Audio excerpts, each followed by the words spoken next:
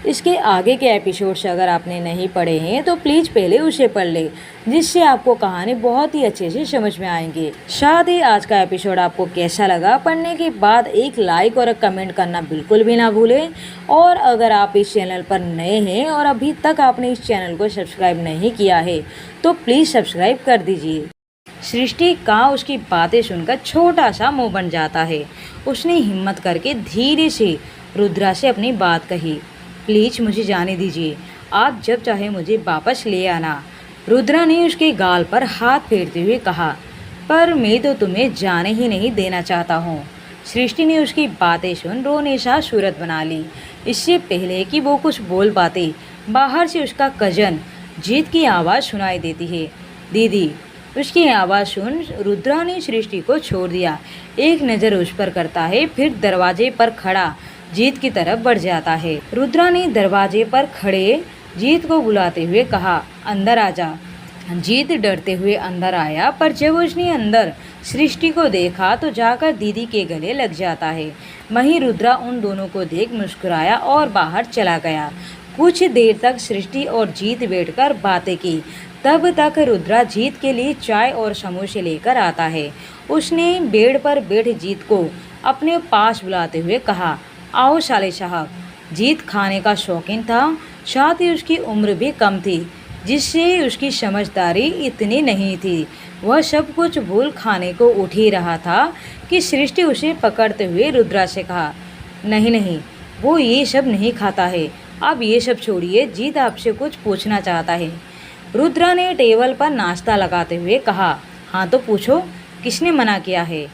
रहा सवाल खाने का, तो ये समोसे मैंने नहीं बनाए हैं, इसे मैं बाहर से लाया हूँ और ना ही मैंने इसमें कोई जहर मिलाया है। तो साले साहब, आप टेंशन फ्री होकर खाओ। जीत रुद्रा की बातें सुन अपनी बहन सृष्टि की ओर देखा। सृष्टि ने उसे आंखें दिखाई तो वो चुपचाप बैठ गया। ये सब देख रुद्रा जीत के पास गया और उसका हाथ पकड़कर उसे सोफे पर लाकर बिठा दिया।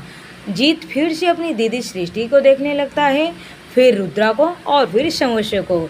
जीत ने मासूमियत के साथ पूछा, आप ये समोसे खिलाकर मुझे मारने तो वाले नहीं हो ना?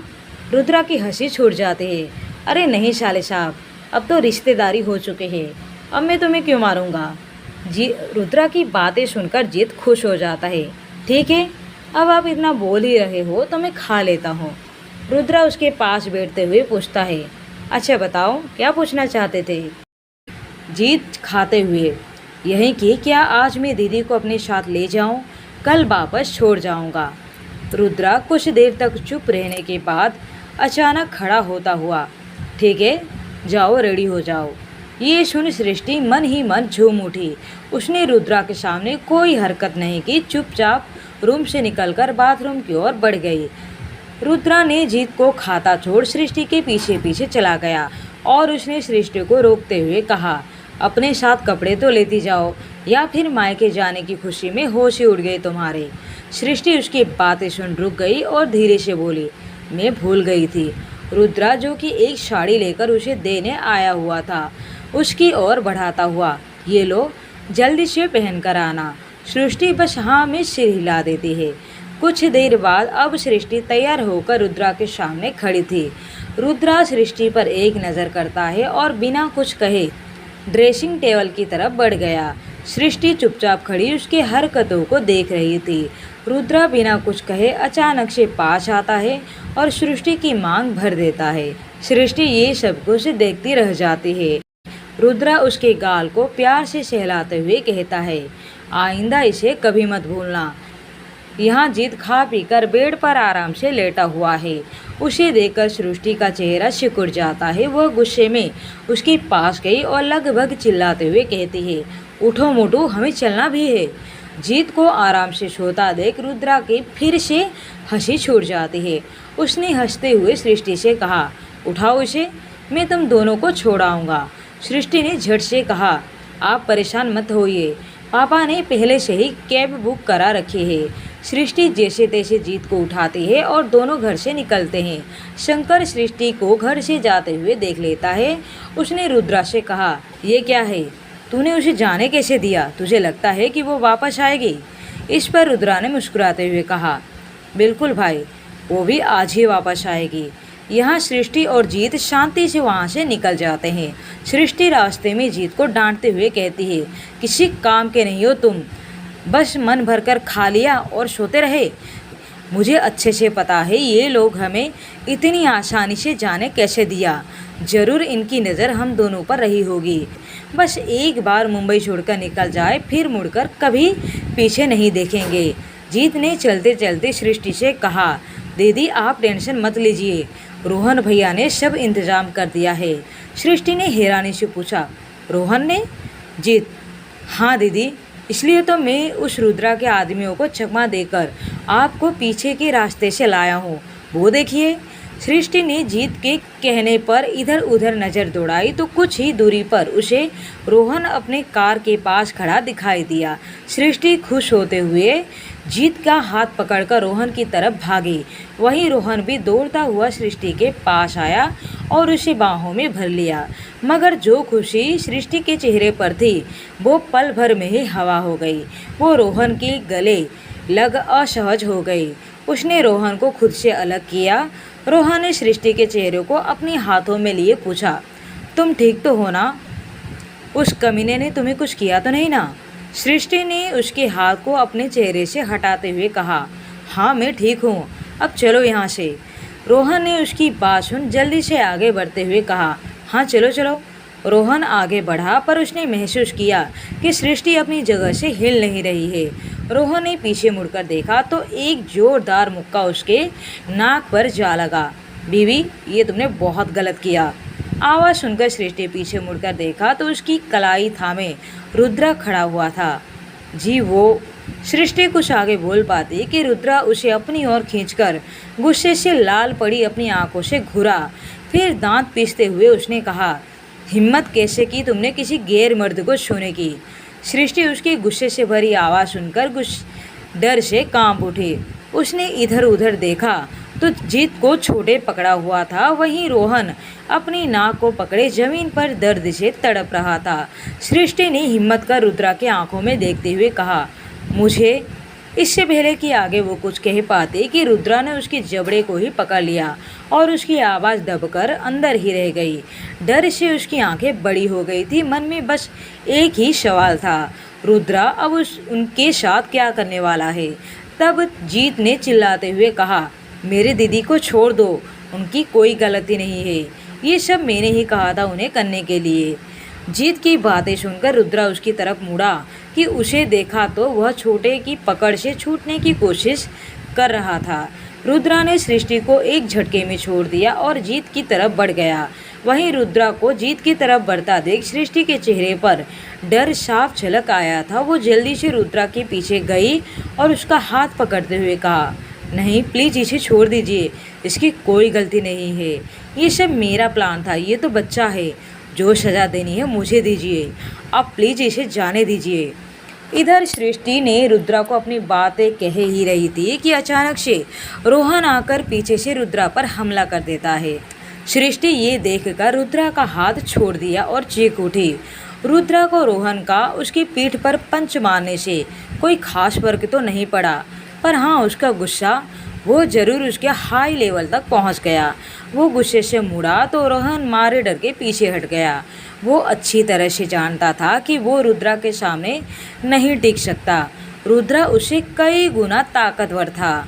वो इस बात को अच्छे से जानते हुए भी रोहन सिर्फ और सिर्फ सृष्टि की खातिर रुद्रा के सामने लड़ने के लिए भी खड़ा हो गया।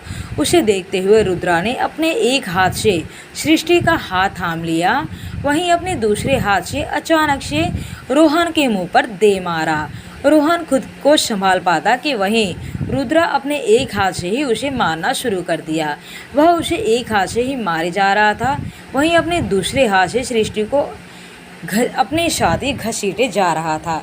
कुछ ही देर में रुद्रा ने लात और घूंसों की बरसात करते हुए रोहन को मार मार कर अधमरा कर दिया।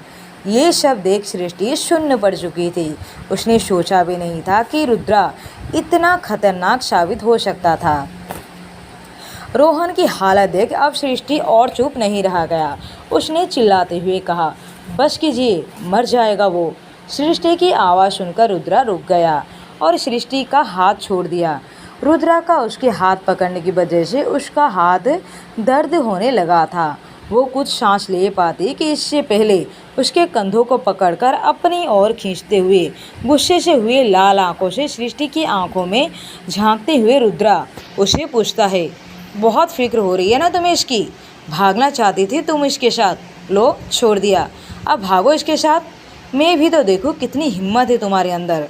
रुद्रा के उसे झटकने पर सृष्टि अपनी आंसू भरे आंखों से कुछ देर रुद्रा को देखा, जल्दी से जाकर रोहन के पास बैठ गई।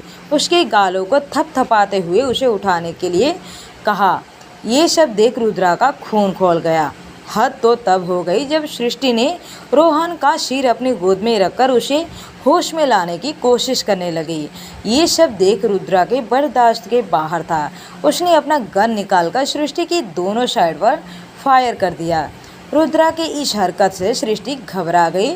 उसने रोहन को छोड़ पीछे हट गई और अपने हाथों से अपने चेहरे को छुपा लिया। ये सब देख जीत भी चिल्ला उठा, आप एक बहुत बुरे इंसान हो। आपने कहा था आप हमें नहीं मारोगे, पर आप हम सबको परेशान कर रहे हो। रुद्रा ने गुस्से से उसकी ओर एक नज़र किया, फिर छोटे से, ए छोटे, इसे लेकर जा और मास्टर के घर पे छोड़ देना। जीत, नहीं, मैं कहीं नहीं जाऊंगा। मेरे जाने के बाद आप मेरी दीदी को मारेंगे। रुद्रा ने चिल्लाते हुए छोटे से कहा। छोटे, लेकर जा इसे। छोटे ने जीत को अपने साथ लेकर गया। इधर रुद्रा ने सृष्टि को देखते हुए कहा, जल्दी से उठकर यहाँ आओ, वरना इस बार गोली तुम्हारे आशिक के भेजे में जा लगेगी। सृष्टि धीरे से उठकर रुद्रा के पास आकर खड़ी हुई।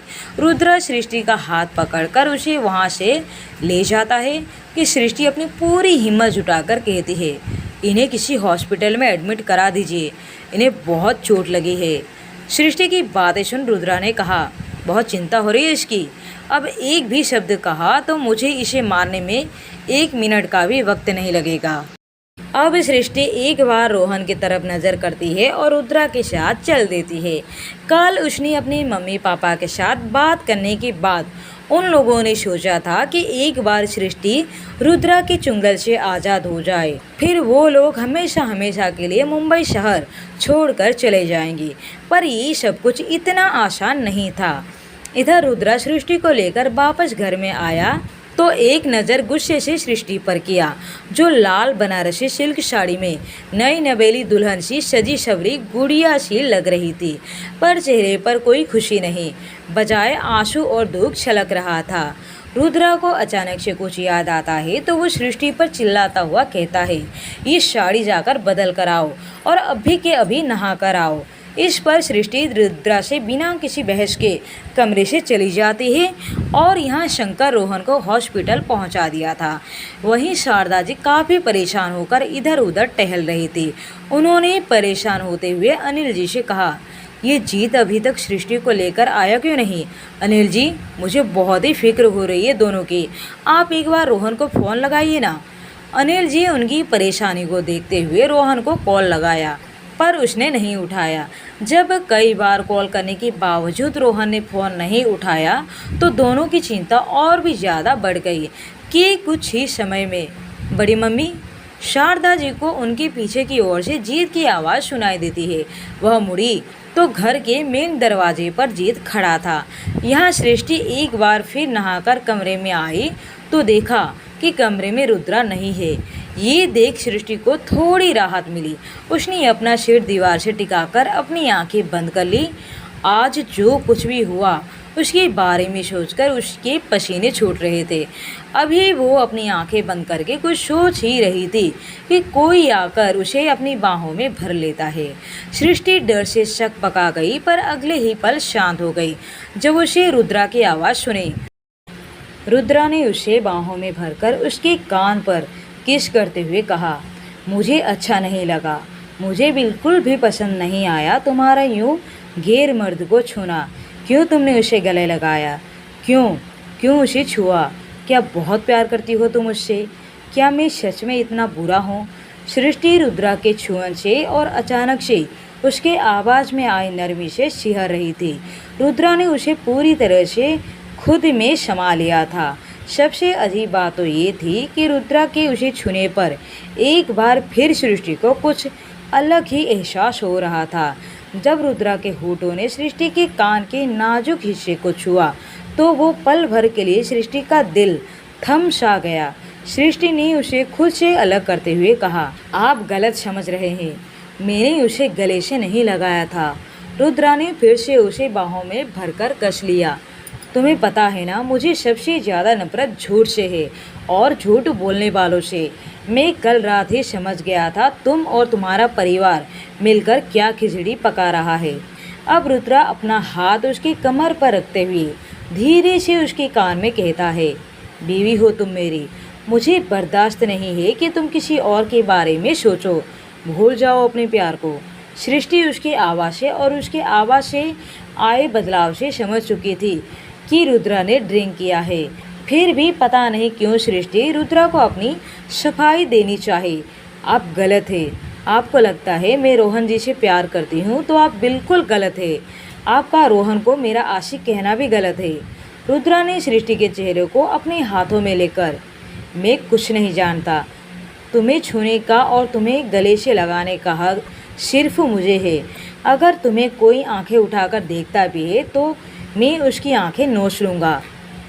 सृष्टि रुद्रा की ऐसी बहकी हुई बातें सुनकर डर जाती है। उसने धीरे से रुद्रा से कहा, ये गलत है। आपका यूँ सबको डराना, धमकाना, गन दिखाना, मारपीट करना डराता है मुझे। रुद्रा ने सृष्टि की बातें सुन उसे एक नज़र किया, फिर थोड़ा झुककर उसके गाल पर किस करते हुए कहा, मैं क्या करूं, मैं ऐसा ही हूं। तुम सच कहती हो, मैं बहुत बुरा हूं। आज मैंने तुम्हें बहुत रुलाया है। क्या तुम मुझे नहीं अपना सकती? क्या तुम मुझे सच में छोड़कर जाना चाहती हो? रुद्रा की बातें सुनकर सृष्टि अपनी नज़रें उठाकर उसकी आंखों में देखने लगी। इस वक्त रुद्रा की आंखों में एक खालीपन नजर आ रहा था। रुद्रा ने एक बार फिर उससे पूछा, कहो ना, क्या तुम सच में मुझे छोड़कर जाना चाहती हो? सृष्टि के चेहरे पर रुद्रा की बातें सुनकर कई भाव आकर गुजर रहे थे। जब उसने रुद्रा से कुछ कहना चाहा कि उससे पहले ही रुद्रा ने उसके होठों पर अपना होठ रख दिए। इधर शंकर रुद्रा के कमरे के बाहर खड़ा ये सोच रहा था कि कमरे का दरवाज़ा खटखटाए या नहीं। रुद्रा के दिन में नशा करने पर वो थोड़ा परेशान सा हो गया था। उसे सृष्टि की फिक्र हो रही थी, कहीं रुद्रा अपने नशे की हालत में उसे कुछ कर ना दे। शंकर अच्छे से जानता था कि रुद्रा नशे की हालत में कुछ भी कर सकता है और सृष्टि अभी इस बात से बिल्कुल भी बेखबर थी कि रुद्रा को शांत करना बहुत ही मुश्किल था। वहीं कमरे में रुद्रा ने अपनी सख्त होठों से सृष्टि के नर्म होठों को छुआ तो सृष्टि का दिल एक धक के आवाज़ के साथ थम सा गया। ये पहली बार था जब किसी मर्द ने सृष्टि के होठों को छुआ था। वो जैसे अपनी जगह पर जड़ सी हो गई थी। पर जैसे ही रुद्रा उससे दूर हुआ कि सृष्टि अपनी थमी हुई सांसों को छोड़ एक गहरी सांस ली कि रुद्रा ने उसके चेहरे को अपने हाथों में लिया और झुककर उसके माथे को चूमते हुए कहा, तुम बहुत खूबसूरत हो बेबी। सृष्टि ने कुछ कहा नहीं बल्कि उसकी बातें सुन अपनी आंखें बंद कर ली, क्योंकि रुद्रा के होठों के प्यार भरे स्पर्श ने उसकी धड़कनें बढ़ चुकी थी। वहीं रुद्रा पर मदहोशी छाई हुई थी। सृष्टि को इतने करीब पाकर उसकी सांसों में अब बेकरारी बढ़ने लगी थी। बेकरारी उसे अपनी बाहों में कसने की, उसे अपने प्यार में रंगने की। रुद्रा ने अपने एहसासों के चलते सृष्टि को अब अपने और भी करीब करते हुए उसके दोनों गालों को बारी बारी से चूम लिया, जिसकी वजह से सृष्टि ने उसके हाथों पर अपने हाथ रख दिए जो कि उसके चेहरे को थामे हुए थे। दोनों गालों को किस करने के बाद एक बार फिर रुद्रा ने सृष्टि के होठों को छुआ, पर इस बार जल्दी से अलग नहीं हुआ। उसने सृष्टि के निचले होठों को अपने होठों से दबाते हुए किस करना शुरू किया। थोड़ी ही देर में रुद्रा और सृष्टि पैशनेट किस करने लगे। ये उनकी पहली पैशनेट किस था। इधर सृष्टि, उसकी तो जैसे सांसें ही असामान्य हो चुकी थी, पर फिर भी वह उसे रोका नहीं, जो कर रहा था उसे करने दे रही थी।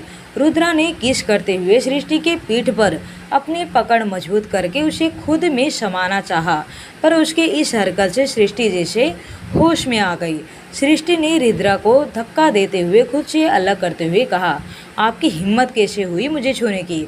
रुद्रा ने अपने आप को गिरने से संभाला ही था कि सृष्टि की बातें सुनकर एक बार फिर गुस्से से भड़क उठा। उसने सृष्टि के बाजुओं को कसकर पकड़ते हुए अपनी ओर खींचते हुए कहा, क्यों तकलीफ होती है मेरे छूने से। सृष्टि उसकी मजबूत पकड़ से दर्द से कराह उठी। सृष्टि को कुछ न बोलते देख रुद्रा ने उसे गुस्से से देखते हुए कहा, उस कमीने के छूने से तुम्हें कोई परेशानी नहीं हुई। उसका छूना तुम्हें अच्छा लगा और मेरा छूना तुम्हें बर्दाश्त नहीं हुआ, क्यों। रुद्रा की बातें सुन सृष्टि को बहुत बुरा लगा। अपने लिए रुद्रा के मुंह से ऐसी घटिया बातें सुनकर उसका मन फटने लगा था। उसकी आंखों में आंसू छलक आए थे। एक बार फिर उसने पूरी ताकत के साथ उसे धक्का देकर खुद से अलग किया। फिर दरवाजे को खोल वह वहाँ से रोते हुए निकल गई। इधर शंकर जैसे ही नीचे उतरने को हुआ कि दरवाजे को खुलने की आवाज़ सुनाई दी। वह वहीं रुक गया और पीछे मुड़कर देखा कि सृष्टि कमरे से निकलकर बाथरूम की ओर जा रही थी। शंकर जल्दी से कमरे के अंदर चला गया और कमरे में रुद्रा सोफे पर सिर टिकाकर बैठा हुआ था कि शंकर जाकर बाजू में बैठ गया और उसे झंझोड़ते हुए पूछा, क्या हुआ, क्या किया तूने उस लड़की के साथ। रुद्रा ने हंसते हुए कहा, भाई मुझे प्यार हो गया है, पर वो मुझसे प्यार नहीं करती, नफरत करती है वो मुझसे। क्या मैं इतना बुरा हूँ।